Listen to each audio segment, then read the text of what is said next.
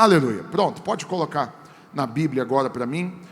Quero compartilhar a palavra do Senhor com você e vai ser com certeza uma grande bênção. E assim eu quero que você ore agora, coloca a mão no seu coração. Você vai esquecer tudo e todos agora e vai pedir para o Senhor falar com você. Que Deus me use nessa noite para liberar uma palavra de vida ao seu coração. Então feche seus olhos, pede agora isso para o Senhor. Pede para Ele falar com você. Pai, no nome do Senhor Jesus, Espírito Santo de Deus, nós oramos, clamamos, pedimos que o Senhor enche o nosso coração da plena revelação da sua palavra. E que venhamos amar a vinda do Senhor Jesus. Que no nosso coração exista um clamor diário pela volta do Senhor, pelo arrebatamento dos vencedores, e nós estaremos no meio deles, pelo governo do Senhor Jesus, pela eternidade na presença de Deus. Que assim seja aquilo que domina os nossos pensamentos, o nosso coração, em nome de Jesus. Aleluia. Glória a Deus. Irmãos, presta bastante atenção. Primeira coisa que eu quero falar para você é o seguinte. Semana passada, o pastor Luiz deu uma palavra que para alguns foi uma palavra muito dura, né? Alguns irmãos foi engraçada a reação, né? O pastor, quando eu falo que eu sou observador, o pastor Luiz é muito mais. Só que ele não observa só o que a pessoa fala, ele tenta observar o espírito que está por trás, né? E acredite, ele falando, né? Ele, em 34 anos de ministério, ele nunca teve tanta pedrada que ele tomou por causa de uma pregação como foi da semana passada. Quantidade de irmãos que revoltaram, mandaram mensagens assim ferozes, né? Por quê? Porque ele só lembrou de algo. Por que ele pregou? Quantos ouviram a palavra da semana passada? Por que ele pregou sobre o que ele pregou? Porque ele percebeu no Espírito que muitos irmãos, ele não generalizou, não falou a respeito de toda a igreja, mas ele percebeu que como pastor ele precisava se posicionar, não para defender política, não para defender bandeira ideológica, mas para dar uma palavra pastoral, para chamar a atenção da igreja para aquilo que precisa ser o nosso foco. Por que ele fez isso? Porque ele percebeu que muitos irmãos estavam totalmente embriagados com esse assunto natural do país, né? E muitos irmãos estavam amando o Brasil, a nação, assim, de uma forma inédita, né? Um patriotismo poderoso. Irmãos, tem problema isso? Nenhum. Você quer amar o país? Glória a Deus, ama mesmo. É muito melhor do que odiá-lo. Você já viu gente que odeia o país? A cidade? Só fala mal, só critica. Esse daqui não presta para nada. Esse país não vai virar nada. Vou sair daqui, vou fazer faxina nos Estados Unidos, é melhor. Então assim, claro, você ser patriota é bênção. Você amar a sua nação é bênção. Fazer manifestação é pecado, irmãos? Claro que não, você pode manifestar. Eu sei que para crente falar assim, pode manifestar, não tem ruim, não é? Porque você fala para crente de manifestar, normalmente é para demônio, né? Manifesta agora. Então você quer participar de manifestações, vou mudar a expressão. Você é livre, pode ir, e até em alguns casos tem que ir mesmo. Quando está atacando diretamente a sua liberdade, o seu direito, né, de falar, de se pronunciar. Agora presta atenção, o que você não pode permitir que isso enche o seu coração. De tal maneira que você peça até para Jesus esperar mais um pouquinho. Você já viu gente brincando com isso? Jesus não volta agora não, espera eu casar primeiro. Já viu gente que fala isso? Jesus não volta ainda não, calma aí. Tem uma outra coisa aqui que nós precisamos arrumar primeiro.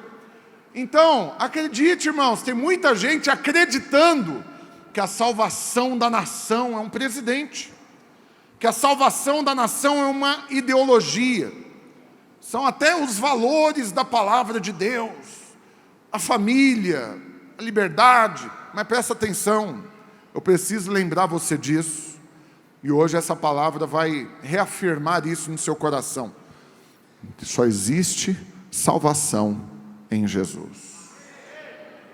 E quando você deposita toda essa esperança em homens, em governos, em negócios, irmãos, eu vou te falar um negócio com muito amor e carinho. Olha aqui para mim, vou falar um negócio muito sério para você. Toda vez que você deposita esperança em homens, em coisas, em negócios, não é que talvez vai dar errado.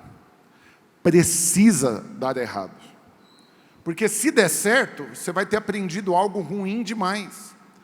Que é só ir para a rua fazer manifestação, ou é só votar direito e a nossa vida vai virar uma grande bênção. Não, a sua vida vira uma grande bênção, indiferente da cidade que você mora, indiferente de quem é o prefeito, o governador, o presidente, indiferente do ramo que você atua.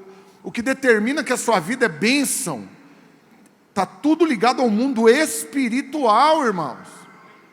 Por quê? Porque nós somos embaixadores do céu na terra, amém?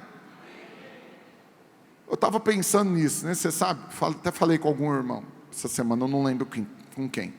Eu estava falando, nós usamos muito o exemplo de Isaac como sendo uma grande bênção, um exemplo de fé, porque a Bíblia diz que ele semeou em tempo de seca e colheu quantas vezes mais? 100. Presta atenção, não é que ele plantou uma semente de milho e colheu uma espiga com 100 milhos, não. Ele plantou uma lavoura e colheu 100 anos de colheita em um ano. Foi muita bênção. Mas Deus estava falando comigo esses dias a respeito de outro aspecto. Isaac foi uma grande bênção, sabe por quê? Porque tinha um monte de gente no mesmo contexto que ele, que estavam vivendo mal, que estavam num tempo de seca, de fome, mas não se contentavam apenas em passar dificuldade, ainda tinha que perseguir quem estava sendo abençoado. E a Bíblia diz que foram lá entulhar os poços dele. Irmãos, você passar por perseguição porque você está prosperando, é um teste muito grande, você concorda comigo? E qual que foi a resposta que ele deu? Nenhum. Ele ignorou solenemente. Eu creio que ele até compadeceu, tadinho deles. A vida deles é tão miserável que além deles não prosperar, eles ficam incomodados com quem prospera. E eles ainda têm a capacidade de largar tudo que eles estão fazendo para vir aqui entulhar meu poço. Em vez deles ir cavar poço para eles estão preocupados em entulhar o meu. E ele ter ignorado isso e continuado debaixo do favor de Deus, para mim é um grande testemunho de fé, amém, irmãos? Por que eu estou te falando isso? Porque se você não manter o mesmo coração, o que você pode imaginar? Que o que está sobre o mundo está sobre você. O mundo agora vai passar um período de grande crise, quer dizer que você também vai passar. O Brasil agora vai degringolar com o novo governo, quer dizer que você também vai degringolar. Não, presta atenção, você tem favor do Senhor sobre a sua vida. O mundo pode estar perdido, pode estar não, o mundo está, a Bíblia diz que ele está mergulhado no maligno. Você sabe quando diz o mundo jaz no maligno, é igual quando tem uma lápide numa sepultura que fala, aqui jaz fulano de tal, quer dizer o quê? Aqui está enterrado, mergulhado fulano de tal. O mundo, a Bíblia diz, ele está mergulhado no maligno, não tem salvação, é um avião que queimou, os motores explodiu. Não é que talvez ele vai planar, não, ele vai cair, vai arrebentar com tudo. Mas qual que é a glória para você, irmão? Você tem um paraquedas celestial. Você tem o sangue de Jesus que garante. Você não está entesourado para o fogo como esse mundo está. E ainda que o mundo exploda, como diz o outro, tem uma nova cidade que está vindo, você vai morar nela. Você já tem o passaporte carimbado como morador da Nova Jerusalém, irmãos. Isso enche o coração de fé, de esperança, né? Você sabe, eu já fiz algumas viagens para fora do país, né? Eu brinco falando que quem fala que viajou para fora do país só foi para o Paraguai, não vale, não conta. Já fez viagem internacional? Já. Onde você foi? Paraguai. Não vale, não vale. Estou brincando. Mas eu creio que viajar, conhecer o mundo é uma grande bênção. É uma grande bênção. Quantos querem conhecer outros países? Eu gosto, é uma bênção. Viajar para mim é uma das coisas que eu mais tenho prazer na vida. Só que algumas pessoas não entendem, é porque elas criam um roteiro obrigatório. Assim, quando você fala de sair do país, primeiro lugar, você tem que ir nos Estados Unidos. E aí eu já fui em 7 ou 8 países, eu não lembro. Eu gosto de ir onde eu sou bem recebido. Onde o povo fala, não, pode vir, vai ser uma bênção ter você aqui. Todos os lugares que eu fui, só em Dubai teve que tirar visto. Até um detalhe para os irmãos aqui. Alguém aqui já foi em Dubai? Aleluia, vai em nome de Jesus. Mas quando eu fui em Dubai, foi uma conferência da Global Kingdom lá, aí você tem que tirar o visto. Tem um negócio curioso, porque você marca lá qual que é a sua religião. Aí eu fiz o teste, só para saber. Coloquei um monte de religião lá, beleza, já passa para a próxima pergunta. Mas na hora que você põe que você é cristão, aí abre uma outra página de recomendações. Você tem um monte de coisa que você não pode fazer. Você não pode usar uma camiseta com o nome Jesus, nem com a cruz. Você não pode andar com a Bíblia na mão. Você não pode abordar ninguém para falar do cristianismo, com o risco de ser extraditado imediatamente. Você vai preso e de lá você vai para o aeroporto e já vai embora. Aí eu só fui para lá porque era conferência lá, não tinha jeito. Porque eu quero ir onde eu sou celebrado. Aleluia. Né? Então é um lugar que não precisa de visto. Você vai em Israel, é uma labuta para entrar lá dentro por causa dos protocolos de segurança, né? Porque tem um monte de ameaça. Mas eles deixam de ser entrado, não precisa de visto. Por que eu estou te falando isso? Por quê? Porque o lugar mais difícil para tirar visto, para poder entrar, não é Estados Unidos, ou algum país daqui não, é o céu. E para nós nenhum seria aprovado para entrar lá, nenhum, irmãos. Se fosse para ter uma entrevista, para ter critérios, formulário para você preencher, nenhum entraria, nenhum. Vocês têm noção disso? Nenhum entraria. Mas o que Jesus fez? Ele pegou o green card, ele nos deu cidadania, ele nos deu aprovação, ele carimbou na nossa testa, está aprovado, pode entrar. E agora quando você chegar no céu, não tem mais um formulário para avaliar, para ver se você merece ou não chegar lá. Tem aquilo que você recebeu de graça de Cristo, a liberação, o passe para entrar. Então se você que está garantido que vai morar com Deus eternamente, se você tem um visto para entrar nos céus, o que você tem que perder a paz, a alegria, ficar angustiado e ainda atacando pedra em pastor, por causa de coisas do mundo? Me fala. Mas presta atenção, sabe por que muitos embriagam com as coisas da terra? Porque gasta mais tempo pensando nelas, simples assim. E é normal, irmãos, é normal. Você acorda e dorme, olha o tanto de coisa que você tem que fazer no meio do dia, não é verdade? Uns estuda, trabalha, ainda cuida de casa, né? Você vai somar a quantidade de atividades, são muitas. E são coisas naturais que você vai fazendo. Só que essa é a poeira do mundo que não pode impregnar em nós, irmãos. Por isso que quando a gente fala que você tem que ter um devocional com Deus, você tem que parar um período do seu dia para você orar, ler a Bíblia, cantar um louvor, meditar na palavra, falar do Senhor para outras pessoas, ouvir uma pregação. Deixa eu te falar, não é porque a gente é viciado nisso, assim, de encher sua agenda de compromisso, não, que nós estamos achando que você está à toa. Não, é porque é bênção para você fazer isso. Porque toda vez que você para de envolver com os assuntos naturais, como você fez hoje, saiu da sua casa para vir ao culto, aleluia. Porque é outra coisa que o pastor Luiz está sendo ferozmente atacado, porque ele resolveu tirar as palavras tudo da internet. Ele só vai transmitir ao vivo e depois arranca de lá. Por quê? Não é por causa de um ou outro que ocasionalmente não pode ir no culto. Não, é porque, infelizmente, irmãos, para muitos, virou o pretexto. Se eu já vou ver pela internet, para que eu vou lá? Então ele não quer dar esse pretexto, né? É para você vir. Teve uma das perguntas que me fizeram, abri uma caixinha no Instagram, que me perguntaram, por que nós temos que ir presencialmente no culto? Não é a mesma coisa ver pela internet? O que os irmãos acham? É a mesma coisa, irmãos? Aleluia. Sabe o que eu respondi? Quem está apaixonado, não se contenta em ficar só conversando pela internet. Quem está apaixonado quer encontrar, não quer? Tem alguém apaixonado aqui? Eita glória, aleluia. Olha, a vez que eu fiquei longe da minha esposa mais dias, assim, foram 15 dias, depois que eu casei, em 17 anos, fiquei menos dias, mas teve uma vez que eu fiquei 15 dias longe dela. Irmãos, está me dando um trem ruim. Perdeu a graça, eu tinha ido para Israel, 3 lugares, 3 países, 15 dias eu fiquei longe. Não, mas perdeu a graça. O guia chegava, aqui, bom, hein? Não vejo a hora de ver minha mulher. Por quê? Porque quem está apaixonado, eu falava com ela, via por vídeo. Mas é a mesma coisa, irmãos? Não, eu quero é minha mulher, ué. Só que tem irmãos que falam que amam o Senhor, mas contenta ver por vídeo. Contenta ocasionalmente falar sobre o assunto. Não, quem está apaixonado, esse é o assunto.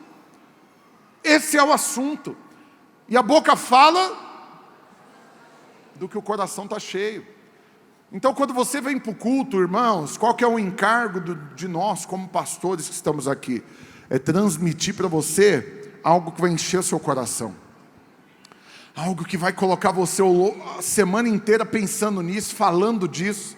Aí a gente pega na quarta-feira e põe você para compartilhar e falar da mesma palavra que foi pregada no culto. Para quê? Para que seja o assunto que vai encher o seu coração.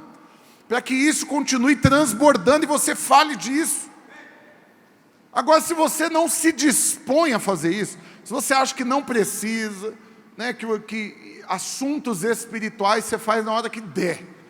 Na hora que eu não estiver muito cansado, que eu não tiver muita coisa para fazer, aí eu vou lá no culto, aí eu vou na célula, aí eu preciso te falar, é isso que vai encher o seu coração, as coisas naturais. Qual que é o risco disso? É porque nossa história, irmãos, já está pré-definida. Olha aqui para mim. Qual que é a maior angústia do capeta, você acha? Já está definido, está escrito na Bíblia já o destino dele. Fala que não é angustiante um negócio desse. Você vai tomar uma taca, vai ficar preso 1000 anos, depois vai ser lançado no lago de fogo. Não, é angustiante. Você pode fazer, pode esbravejar, vai rugir, mas você é um derrotado. É angustiante. Do mesmo jeito que é angustiante para o diabo saber o destino dele, tem que ser consolador para nós saber o nosso destino. Né? Billy Graham falou uma frase durante uma grande crise mundial, também na época dele. Ele falou, eu li a última página da Bíblia, e no final, deu tudo certo. Tudo vai ficar bem. Você lendo a Bíblia, seu coração tem que encher do quê? De esperança, de paz, de fé. Só que os irmãos preferem dar mais crédito para assuntos naturais, não tem paz e esperança em assuntos naturais. Esses dias um irmão veio falar um negócio para mim, eu achei engraçado, porque não se sustentou assim nem 30 segundos. Porque ele virou para mim e ele falou, baseado numa resposta que eu dei também na internet, de um post que eu fiz, ele falou, a apostila do MEC fez o serviço certinho na sua cabeça. Falei, meu Deus do céu, nem lembro nada que eu aprendi na época da escola, já tem 20 anos que está falando disso. Aí ele quis falar um monte de coisa para mim. Ele falou, o problema... Aí ele afirmou, sabe que esse é o problema, não pergunta, faz afirmações. Ele afirmou, certeza, você só assiste tal canal de televisão e tal site de notícia. Deve ter uns 10 anos que eu não vejo nenhum dos dois. Ele falou, aí eu vou falar aqui, não é fazendo propaganda não. Ele falou, eu só ouço a Jovem Pan. Porque é a única que é conservadora e que tal, e defende as bandeiras. Eu falei, irmão, para com essa bobagem, é todo mundo, para com isso, não sei o quê, pode melhorar um pouquinho no aspecto. Eu falei, então vamos abrir o site, abre o site aí. Na hora que abriu o site da bendita, só tem uma notícia, só tem trem, na hora que você lê, da angústia. Falei, me fala uma coisa que é bem isso aqui, ó. Dá com a visão, em vez de ser esquerdista, conservadora, mas a notícia é ruim do mesmo jeito. Crise, e não sei o quê, para com isso. Eu tenho outra coisa para te falar, que é muito melhor do que isso. Não quer dizer que você vai ser um bitolado que não vai mexer com as notícias do mundo. Eu sei de muita coisa, leio muita coisa, estou informado de muita coisa, mas presta atenção, querido. Quanto mais tempo você gasta meditando nas coisas do céu, menos efeito as coisas da terra têm no seu coração. Então, o tanto que você ficou abalado com o resultado de eleição, ou com uma notícia que você recebeu, ou com uma demissão, ou com um cancelamento de um contrato de um cliente. Eu já dei esse testemunho de um irmão, vou falar de novo, né? Um irmão que anos atrás, andando comigo, uns 10 anos atrás, um dia me ligou, pelo amor de Deus, acabei de ser demitido. E aí ele correu para casa e assim, já chegou chorando para a esposa, perdi o emprego, o que será de nós? E aí ele e a esposa já desesperaram, eu sei que eu tive que acudir assim. Foi ruim, desespero, angústia, por quê? Porque recebeu uma notícia, está demitido. E aí os anos foram passando, ele perdeu o emprego outras vezes depois disso, né? Em 10, 12 anos que ele anda comigo. Mas na última vez eu acho que foi uma bênção, porque ele perdeu o emprego, me ligou assim 8h30 da manhã, eu estava aqui, acabou a oração, ele me ligou. Falou, pastor, bom, é o seguinte, cheguei para trabalhar agora, cheio de planos, assim, cheio de projetos. mas já chegaram, me chamaram e deram a notícia, fui demitido. Falei, é mesmo, irmão? E aí, o que você vai fazer? Ele falou, não, nada fazer. Vou orar, está tudo certo. Aí ele falou, e você vai fazer o que hoje? Eu falei, não, tem uns tempos para fazer. Vamos no cinema hoje? Eu falei, no cinema? Ele falou, tem um filme tal passando, vamos lá. Era assim, meio de semana. Eu falei, vou ver a agenda aqui, se liberar, nós vamos. E aí eu fiquei pensando, falei, olha a diferença. Numa outra vez, o desespero, correu para casa, passou medo para a esposa, desesperou. Mas agora está pensando em ir no cinema, por quê? Porque está em paz. Não sei como, mas Deus vai cuidar de mim. De alguma maneira, alguma coisa vai acontecer. Eu estou em paz. Só que, irmãos, diante de Deus, já falei isso aqui, os irmãos que ouviram vão lembrar. Na parte da manhã, antes do almoço, uma outra pessoa me ligou, estou precisando contratar assim, o perfil, tal. Falei, tem um fresquinho. Acabou de entrar de novo na prateleira. Tem todos esses pré-requisitos, liga para ele aí. Já ligou, já marcou, ele já foi lá, já foi entrevistado, já foi contratado. Antes do almoço. Aí ele falou, pastor, não vai dar para ir no cinema não. Já arrumei emprego, vou ter que fazer exame admissional agora de tarde aqui, já bagunçou minha agenda. Amanhã eu já começo a trabalhar. Eu falei, tá liberado, desse jeito, tá liberado. Mas mesmo assim eu vou no cinema sem você, estou brincando.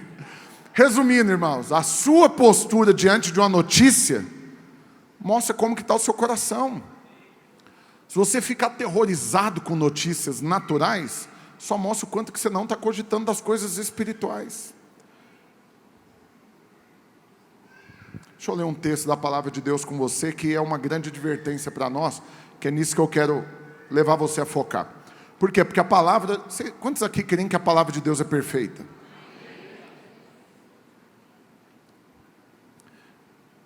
Vou falar um negócio, parece que é natural, mas depois vai vir a explicação. Teve um dia, eu fui numa palestra, ensinando a escrever livros, porque eu queria virar um escritor, e era uma pessoa que já tinha lançado, acho que 10 livros dele mesmo, e mais uns 200 de outros autores, ajudado pessoas a lançar. E deu uma palestra e tal, e aí eu fui lá. Eu saí de lá tão desmotivado, mas tão desmotivado. Eu falei, eu não vou mexer com isso. Por quê? Porque colocou um grau de complexidade, falando que um bom livro é onde 100% das palavras ali dentro estão conectadas. E que ainda que no começo a pessoa não entenda, no final ela vai entender tudo perfeitamente. E que o autor vai colocar ali uma linha de raciocínio perfeita. Na hora que ele colocou essa palavra perfeita, eu falei, eu não dou conta. Eu fazer alguma coisa perfeita, eu não consigo fazer nada perfeito. Nós estamos falando do Rafael, fazer alguma coisa perfeita. Eu falei, não, eu preciso de favor de Deus demais, esquece isso, saí de lá desanimado. Mas você sabe, depois eu fiquei pensando, eu falei, ele é tão tolo, no aspecto, por quê? Porque ele está querendo dizer que algum livro que já foi lançado até hoje, ele estava querendo dizer dos próximos que seriam lançados, para quem queria lançar, tinha que seguir esse espaço. Mas eu falei, não, ele está errado, porque ele quer dizer então que algum livro que alguém lançou em algum momento, conseguiu ser perfeito? Conseguiu conectar todas as palavras? Eu falei, é tolice, nenhum homem dá conta do negócio desse. Só tem um livro que é perfeito, que todas as palavras lá estão conectadas, que tudo que está lá dentro tem sentido, e está de uma maneira impressionante, na hora que você começa e na hora que você termina, uma compreensão extraordinária vem, e cada vez que você lê uma coisa, você entende uma coisa diferente. Qual que é esse livro?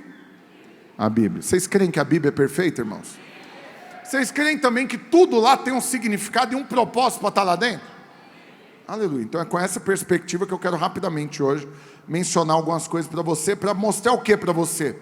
Alguns eventos bíblicos que servem de referência para nós, para colocar urgência no nosso coração quanto à volta do Senhor Jesus.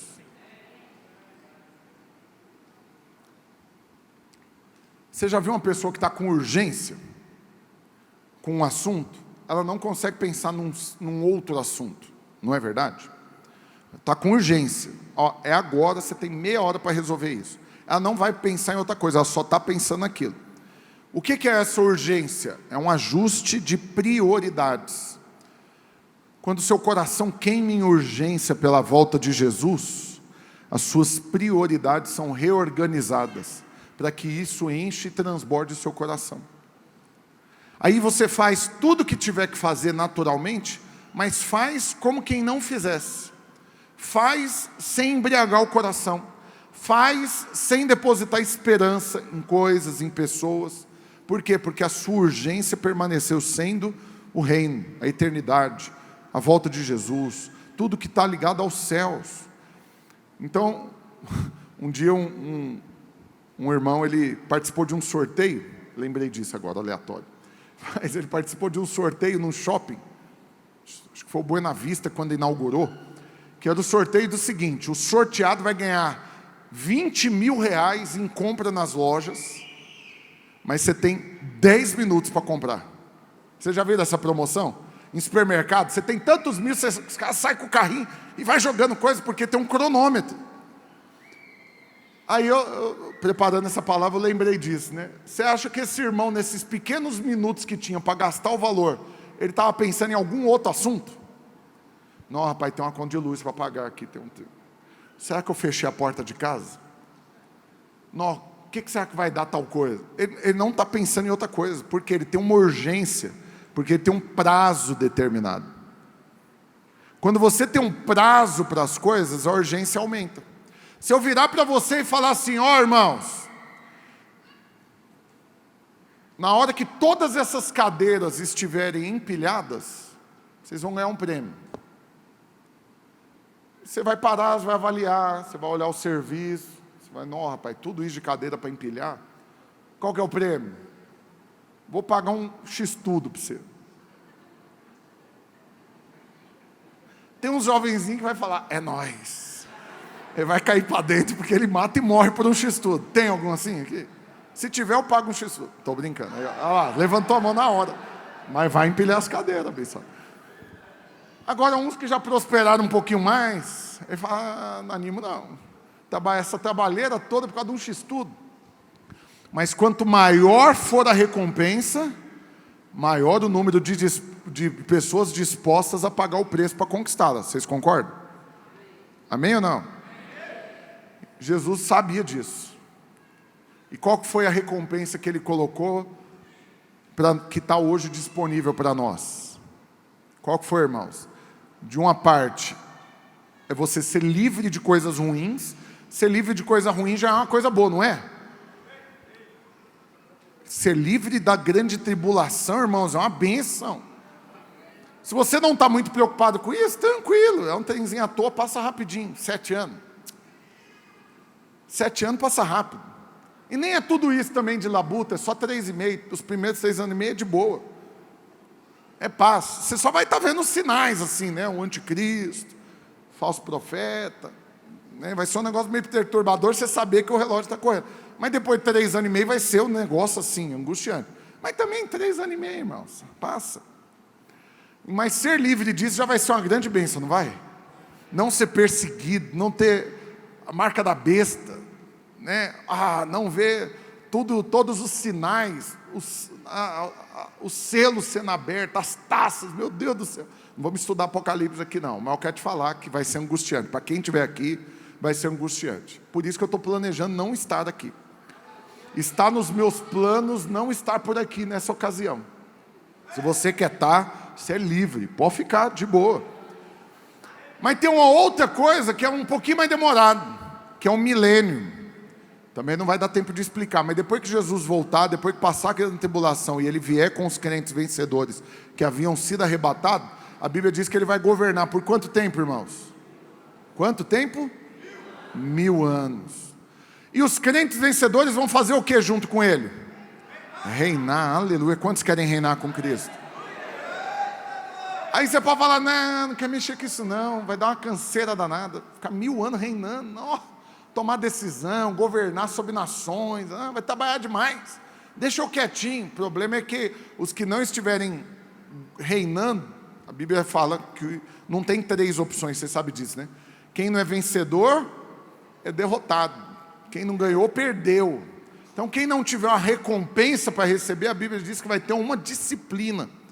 E terrível coisa cair na mão do Deus Altíssimo, porque vai ser aquela coisa assim do pai falando para você: quando nós chegar em casa, nós vamos ter uma conversinha. Seus pais faziam esse terrorismo com você? Fazia? Né?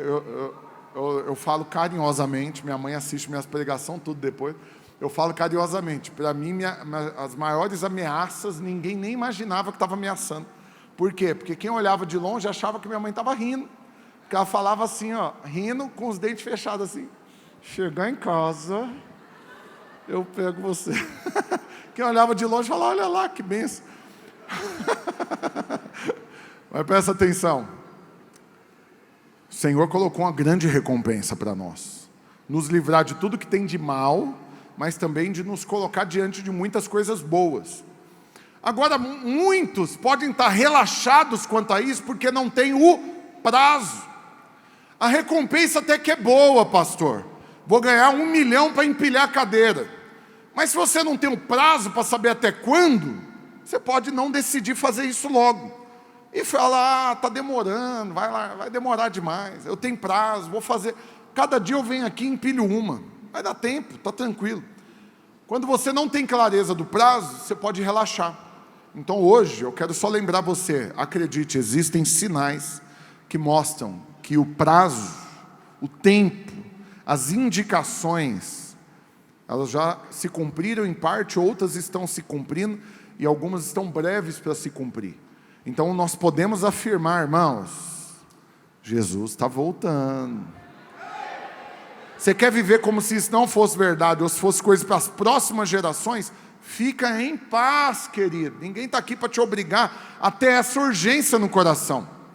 Mas eu tenho ela, e hoje eu quero reafirmar isso para você, tenha também.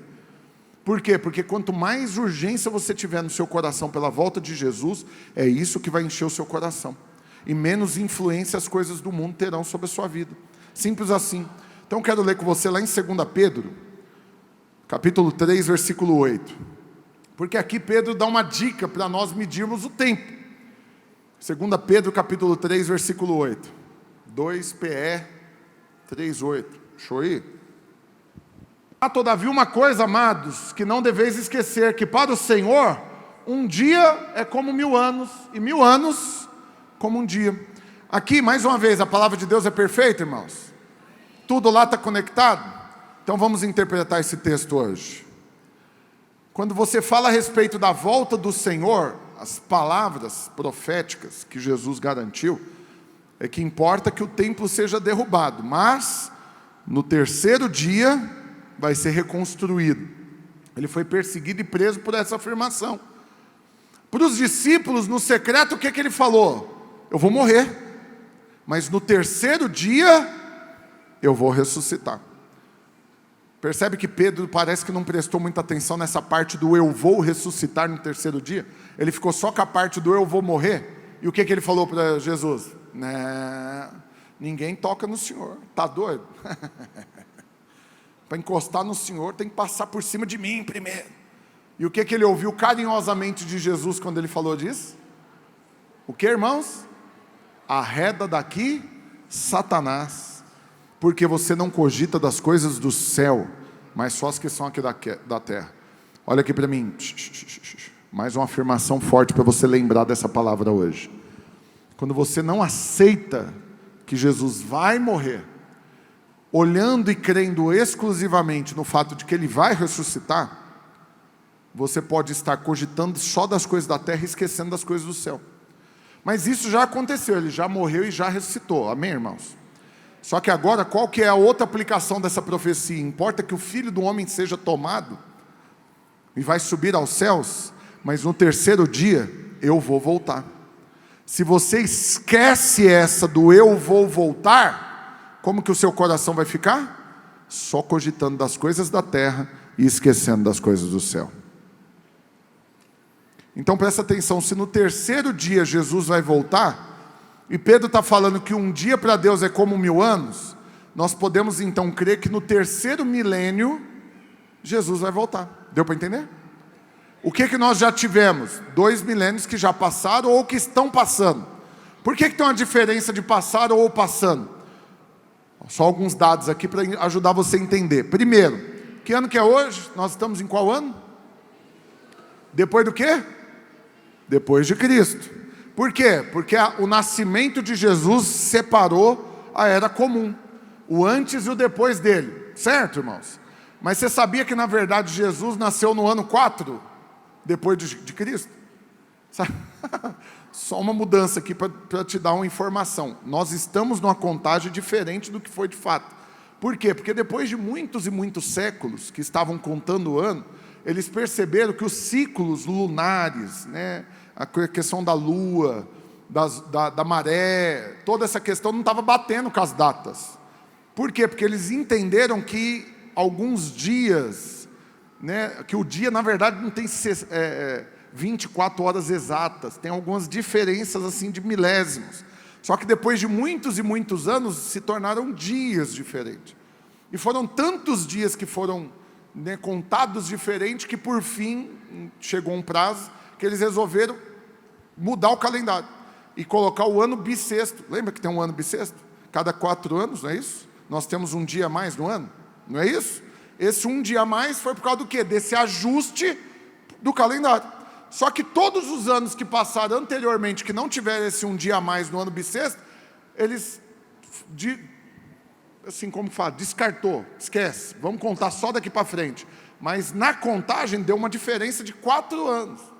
Então se for pegar pela contagem certinha, irmãos, na verdade Jesus nasceu 4 anos antes do que está sendo contado hoje. Deu para entender? Ficou muito complicado. Mas também isso não importa. O que importa é, se nós contarmos a partir do nascimento de Jesus, com 4 ou menos 4, de qualquer forma, nós já entramos no 3º milênio. Você entende que na hora que conclui um, já começa o outro, né? Então hoje, por exemplo, hoje meu filho está fazendo aniversário, 6 anos, o Davizinho. Ele vai subir aqui depois do Domingo Kids, nós vamos fazer surpresa para ele, cantar parabéns para ele. Ele vai ficar morrendo de vergonha. Meu filho está fazendo aniversário hoje, 6 anos. Hoje ele está completando o 6º ano. Mas na hora que ele que der 00:01 hoje, já vai ter começado o 7º ano da vida dele. Deu para entender? Os irmãos entenderam mesmo? Está comigo? Então presta atenção. Quando que começou o 3º milênio? Na hora que terminou o ano 2000, 00:00, na hora que virou, nós começamos o 3º milênio. Mas alguns estudiosos, né, da Bíblia, eles creem que a contagem para a volta de Jesus não é baseada no nascimento, é baseado na ressurreição. Se for baseado na ressurreição, irmãos, Jesus ressuscitou. Jesus viveu quantos anos? Quantos irmãos lembram? 33. Ele morreu e ressuscitou no 3º dia. Então, se foram 33 anos depois do nascimento, e a gente está com essa diferença aí de 3 anos e pouco, 4 anos, então no ano 2030 agora, é onde vai completar, vai terminar o 2º milênio da morte e ressurreição de Cristo. Deu para entender? Não entenderam? Vou explicar de novo. Se a contagem for de quando Jesus ressuscitou no ano 33. Então vamos imaginar que seria 2033. Como teve a diferença dos dias, por causa do ano bissexto, que não foi contado até eles começarem a fazer esse cálculo, então deu quase 4 anos de diferença. Então no ano 2030 agora, é que nós teremos o início do 3º milênio. Nós particularmente cremos nisso, irmãos. Mas outros estudiosos não creem que é do dia da ressurreição, eles creem que é no dia do Pentecostes, que a contagem começou depois do dia que o Espírito Santo veio. De qualquer forma, isso só vai mudar em 50 dias a contagem. Porque quando que o Espírito Santo veio? 50 dias depois de Jesus ter subido aos céus. Então presta atenção, de um jeito ou de outro, eu não estou dando prazo, não estou sendo aqui um daqueles profetas que coloca data, só estou te trazendo uma forma de você interpretar, vocês estão entendendo? Nós podemos crer que é nessa década, irmãos. Nós estamos entrando agora. Você já percebeu que 2022 está acabando? Nós vamos falar bom dia, boa tarde, boa noite, mas algumas vezes só e já vai ser 2023. Parece que eu lembro de tudo que eu comi no culto da virada, depois da virada do ano passado. Nós já está acabando, está muito rápido. Na hora que nós entrarmos agora, nós literalmente, eu creio, irmãos, nós estaremos entrando na última década.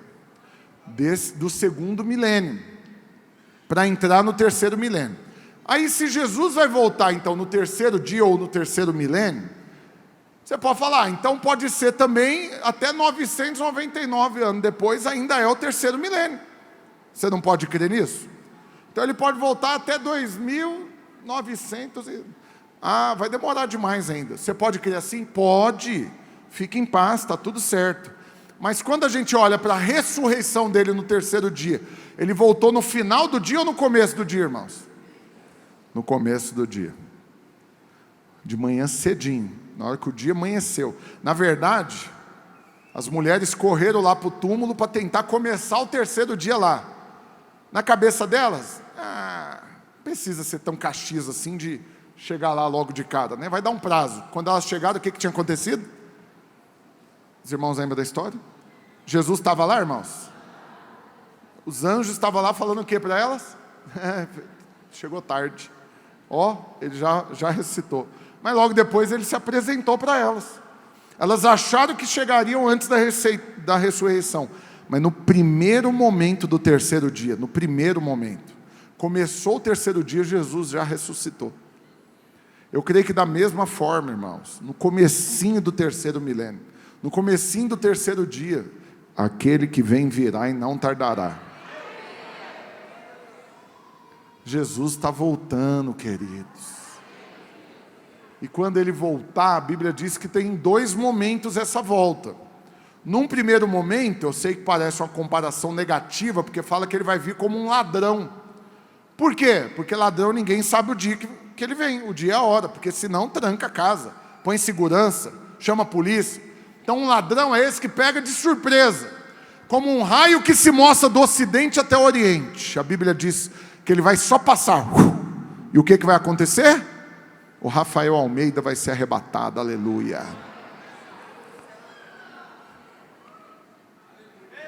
Mais alguém vai junto com o Rafael Almeida? E nessa hora que nós formos arrebatados, aí algo muito terrível vai acontecer. O mundo com certeza vai virar um caos danado. Porque imagina esse tanto de gente sumindo.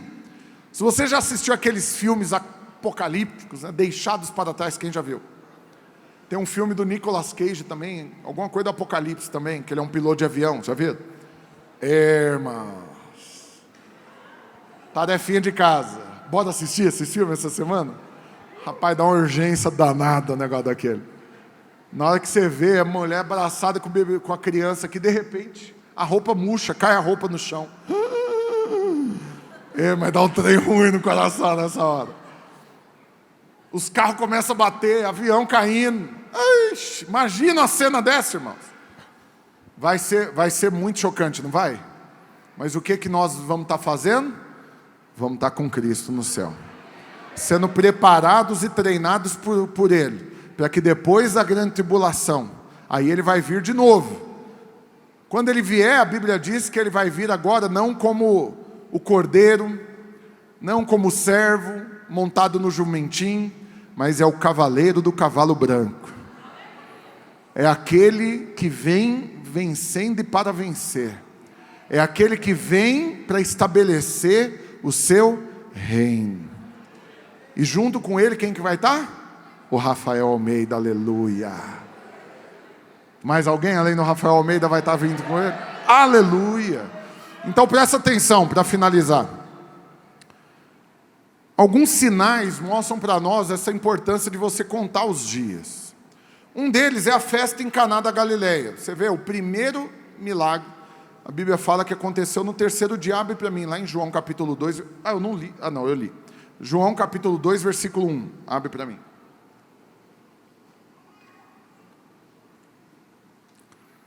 Quantos dias depois? O que aconteceu? Um casamento. No terceiro dia, quando Jesus voltar, a Bíblia fala que ele vai voltar para quê? Jesus, ele virou o quê, irmãos? Ele virou o noivo, e nós como igreja somos o quê? A noiva. E no terceiro dia, quando ele voltar, o que vai acontecer? O casamento de Cristo com a igreja, aleluia. Mais uma vez, quem está apaixonado, pensando em casar, pensa em outra coisa? Terça-feira, esses dois vão casar. Casar no civil foi ontem, né? Terça-feira agora vão casar, vai ter a cerimônia, aleluia. Vai entrar em Canaã, aleluia. Sair do deserto. Mas presta atenção, não tem outro assunto não, irmãos. Vê se você está preocupado com o Bolsonaro, entendeu? Tá nem aí pra paçoca, só quer saber de casar. Que dia que é? Ai meu Deus, noite de núpcias, lua de mel, aleluia, casamento. Então presta atenção, nós precisamos ser essa noiva que só pensa nisso. Nós precisamos ser essa noiva que clama pela vinda do noivo. Eu sei que nas cerimônias naturais é o inverso, né? O noivo entra primeiro, fica lá na ponta esperando a noiva. Mas espiritualmente falando é o inverso, a noiva está aqui, preparando e clamando, para que então o noivo venha. E quando ele vier, vai ter esse casamento, e junto com o casamento vai ter a festa, e nós somos esses que estamos inseridos nessa festa, irmãos. Você precisa ter paixão por isso. Agora, um outro sinal que Jesus colocou muito claro é o sinal de Jonas. Vou finalizar falando isso. O que aconteceu com Jonas, irmãos? Jonas foi chamado por Deus para pregar para uma cidade de Nínive. Os irmãos lembram da história? E ele não quis pregar. Sabe por quê? Porque ele julgou que eles não mereciam ser salvos. O povo de Nínive era a escória da humanidade daquela época, daquela geração. Eles eram os piores dos piores, os piores pecadores. Sabe por quê? Porque o exército deles invadia outras cidades, matavam todos os homens daquela cidade, incluindo crianças e idosos, todos os homens, faziam uma pirâmide com a cabeça deles, estupravam todas as mulheres, roubavam toda a riqueza e os alimentos e iam embora. E deixavam lá as mulheres feridas, muitas grávidas, sem marido, sem homem, dilaceradas, machucadas, sem comida e sem dinheiro. Eles acabavam, uma nação que era desfeita, porque o povo tinha que ir embora. Essas mulheres tinham que sair, acabava a cidade, elas tinham que procurar um jeito de viver em outro lugar. Então eles tinham fama de serem assim, todo mundo sabia. Talvez Jonas conhece pessoas que tinham parentes nessa cidade, pode ser parente dele, que morreu na mão dos ninivitas. Aí Jesus vem, o Senhor vem para Jonas e fala o quê? Vai lá e fala para eles, que tudo que eles fizeram, agora, como diz o outro, chegou no limite. O clamor do sangue que eles derramaram chegou no céu. E agora a disciplina vai vir sobre eles, eles vão ser totalmente destruídos. Né, irmãos? Eu imagino Jonas descendo até um veneninho no canto da boca, falando, é hoje.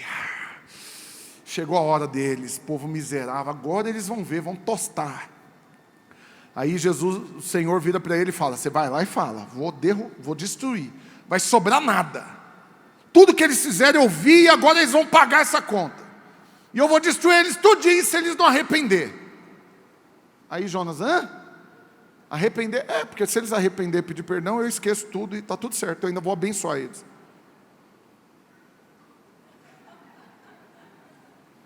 Acho que Jonas olhou e falou, não, peraí, acho que o senhor está antecipando a coisa. Esse negócio de graça é para o povo do Buriti, daqui 3.000 anos. Depois de Jesus voltar, aí vai... Não, agora nós estamos no tempo de destruir, não tem esse negócio de ser gracioso assim. Agora é hora de tostar eles. Só que esse é o equívoco de muita gente. Eles acham que o Senhor ficou gracioso. Esses dias uma pessoa aí com milhões de seguidores na internet respondendo uma pergunta, perguntaram para ele o que é a graça de Deus. Ele falou, é um estado momentâneo de humor do Senhor. Deus está gracioso agora, mas antes o bicho pegava e depois o bicho vai pegar de novo. Ou seja, Deus é mau, ele ficou bonzinho, mas vai ficar mal de novo. Não, ele sempre foi gracioso. Deus não tem amor, irmãos, ele é o amor, como a palavra do Senhor diz. Então ali Deus estava mostrando a graça, se eles arrependerem eu perdoo tudo. E Jonas se contentou com isso? Não, fugiu para não pregar isso. Jonas não quis pregar uma mensagem de salvação.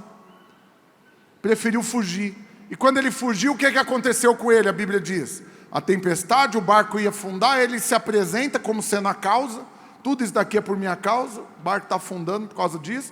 Aí o povo carinhosamente fala, então, vaza daqui, dá um pontapé nele, joga ele no mar. E a Bíblia diz que ele fica no mar quantos dias? 3 dias ali no ventre do grande peixe, né? Que alguns falam que é uma baleia. A Bíblia não fala que é uma baleia, só fala que é um grande peixe. Mas resumindo, no 3º dia, logo pela manhã, no comecinho do dia, ele chegou onde tinha que chegar, e a salvação chegou junto com ele. E toda a nação foi salva. Para surpresa dele, eu sempre faço uma retratação da pregação mais preguiçosa da história da humanidade. É a pregação de Jonas. Você imagina Jonas chegando com preguiça para o rei. É o seguinte, ó, Deus vai acabar com vocês tudo, eu não sei se vocês arrepender, e ele vai tostar vocês. Aí o rei, não, arrepender? Não quer. Miséria. Eu acho que ele está doido para o rei falar, arrepender coisa nenhuma, eu nem acredito que esse Deus existe, quero ver ele aparecer aqui que nós vamos matar ele. Não, mas o rei falou, não quer, eu vou botar os cachorros para jejuar. Aí foi salva a nação inteira. Estimativa da época de 600 mil pessoas na cidade. Foi uma pregação que salvou 600 mil pessoas. O que aconteceu no começo do 3º dia, a salvação chegou. Da mesma forma, irmãos, o Senhor, de uma certa maneira, assim como Jonas, ficou oculto durante 3 dias. Mas no comecinho do 3º dia, a salvação chegou para todos nós.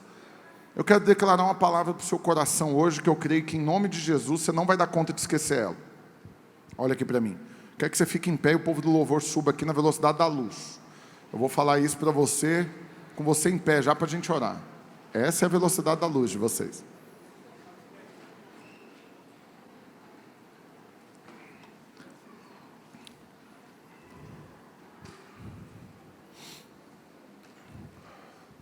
Olha aqui, queridos. Deixa eu falar um negócio para você. O que aconteceu com Jonas, em partes, nunca vai acontecer com você. Eu estou declarando e profetizando. Você nunca vai ter preguiça de pregar o evangelho da salvação, de falar da graça de Deus. Mas também o que aconteceu com ele, eu declaro que vai acontecer com você. Você vai falar e as pessoas serão salvas, serão alcançadas. Mas isso só vai ser possível acontecer se o seu coração estiver cheio disso. Eu creio, irmãos, Deus trouxe você nessa noite aqui, porque Ele quer reacender a chama no seu coração, dessa paixão pela vinda de Jesus. Você vai continuar vivendo aqui, quanto tempo? Será que é só mais 10 anos? Será que é só mais 7 anos? Será que nós estamos na última década realmente? Ou será que você vai empacotar e virar presunto antes? Não dá para saber, né? Para morrer, basta estar vivo. Eu não sei quanto tempo você vai viver ainda. Ninguém pode afirmar quantos anos terá de vida. Mas eu quero declarar e profetizar que você vai viver todos eles com o coração incendiado, apaixonado pela volta do Senhor Jesus. Ele é o Rei que vai vir para assumir o governo. Ele virá, num piscar de olhar, Ele virá. E você vai reinar com Ele. Você não vai ter medo da vinda dEle. Você não vai ter medo, como assim? Não, eu não posso.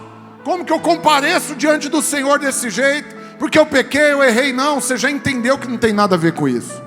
Pelo contrário, você quer ter uma obra prevalecente cada vez mais para apresentar para Ele. Você quer chegar, não chegar de mãos abanando, chegar mostrando para Ele tudo que você fez no descanso e na dependência dEle. Mas com certeza você não vai pedir para Ele esperar, e você nem vai esquecer que Ele está vindo. É muito ruim. Muito ruim. Você já imaginou a situação? Eu aviso, vou te visitar. Dia tal eu estou chegando. E aí você esquece. Não vai me buscar no aeroporto. Aí eu chego no aeroporto, pego um Uber até sua casa e te surpreendo, sentado no sofá, vendo TV, aleatório, um dia comum. Aí você, esqueci que você tinha falado que ia vir. Você concorda que isso é muito ruim? Mas nós não estamos falando de uma pessoa. Nós estamos falando do Senhor dos Senhores, o Rei dos Reis. Ele falou que está voltando. Não esquece disso. Não esquece disso. Não deixa Ele ir até lá. Vai recebê-lo. Com esse coração sedento, receba hoje. Incendeie o seu coração hoje. Amém? Por um instante, eu quero que você invista um tempo agora orando. Enquanto nós cantamos essa canção, você vai orar. Você não vai afirmar, você vai pedir: Senhor, me ajuda a organizar. Gera essa urgência no meu coração. Organiza a prioridade. Me tira toda ansiedade, expectativa das coisas do mundo. Toda influência que essas notícias humanas ainda repercutem na minha vida e que eu mantenho os olhos no céu, no alto, que é de onde veio o meu socorro.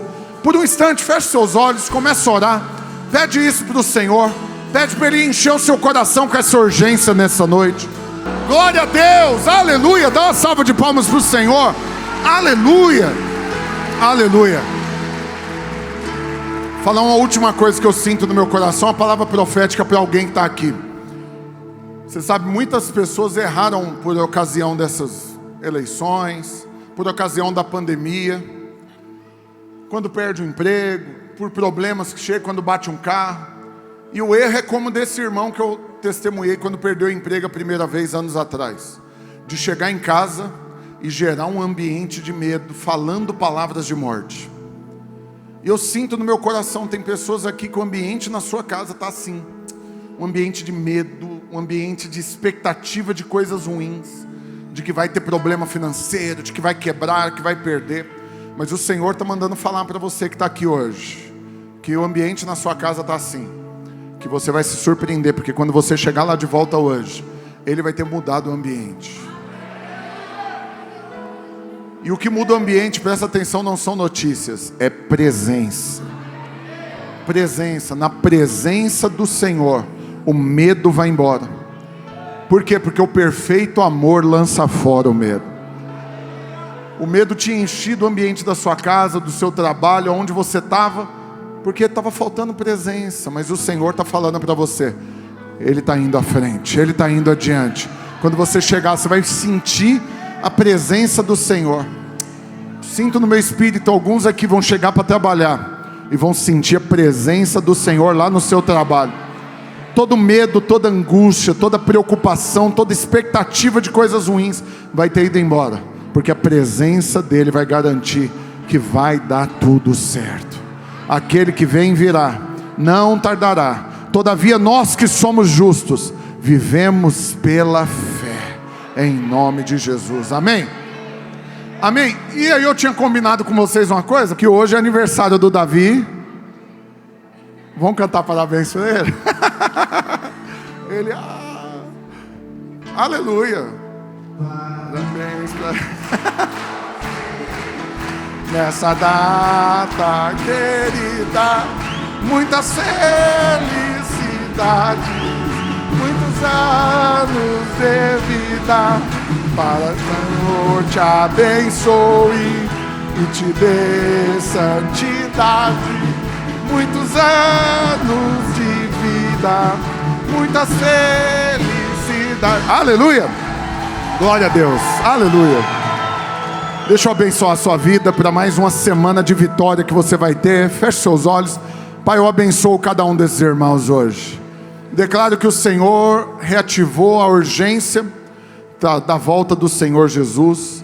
O Senhor alinha o coração, o Senhor traz expectativa de coisas boas, o Senhor libera favor sobre cada um deles. E o ambiente, aonde quer que eles estiverem, na casa, no trabalho, na escola, na rua, na célula, na igreja, sempre vai ser um ambiente poderoso, porque a presença do Senhor estará lá com eles. Eu abençoo cada um dos irmãos, vá em paz, em nome do Senhor Jesus, aleluia, glória a Deus, Deus abençoe os irmãos, vá em paz, aleluia.